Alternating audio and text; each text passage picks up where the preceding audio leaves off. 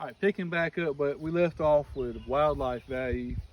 Um, the American elm tree has stages of wildlife value, particularly when they're young. Things like rabbit like to browse on them. Deer like to browse on them.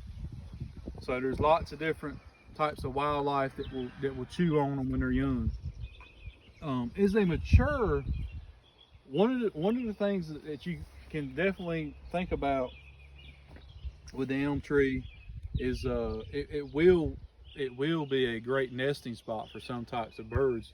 Particularly, one of the things that I've read about is the Baltimore Oriole loves to nest in the American elm tree. Shining up there. As you can see, the way it branches out. Supposedly, they like to make nests in the bottom of the branches, where it starts to fork. I don't even think we have Baltimore Orioles around here. At least I've never seen one.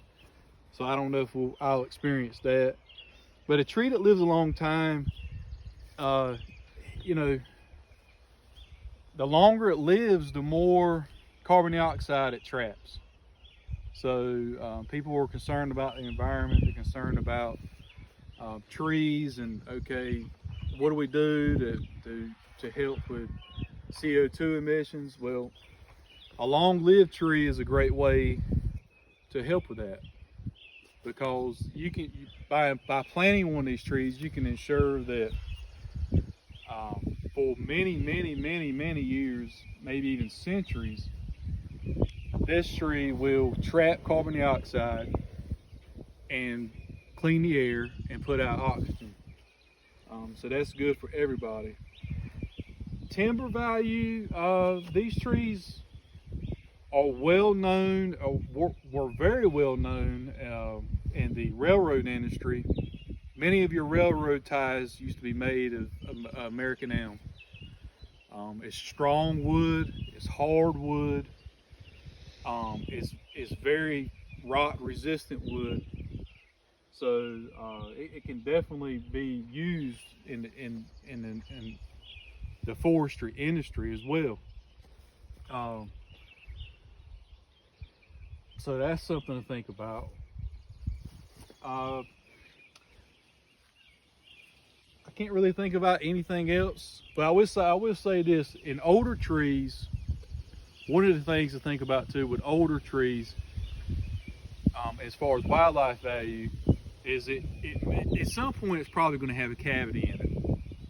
It's probably going to have a branch or something that breaks, and it's going to open up a cavity inside the tree. Well, that cavity is a home potentially for a squirrel, for a bird, for woodpeckers. Woodpeckers will make homes inside of dead parts of trees. So that doesn't really. The longer lived trees will see that happen. Your short-lived trees that you plant probably won't have a lot of cavities in them. They may, but this is definitely a tree to consider. There are some there are some elms available in nurseries. I think there's one called the Princeton elm that you can get. They do have some characteristics, more favorable characteristics than the wild elm trees probably do, because they've been trying to hone in on the wonderful characteristics of the elm and really try to make those be the ones that that come out when you plant them. This is a wild one. I picked this up sometime. I don't even know where I found it, but it was somewhere. It was 8 years ago. But you can transplant them if you find them wild. You can transplant them. I actually saw one of these trees one time in a nursery, and they had it labeled as a birch tree. In these parts of the country, some people have confused elm trees with birch trees.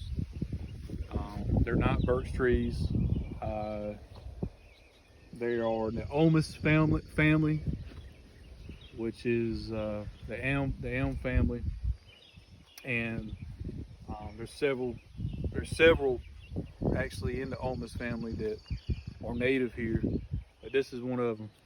That's it for today's video.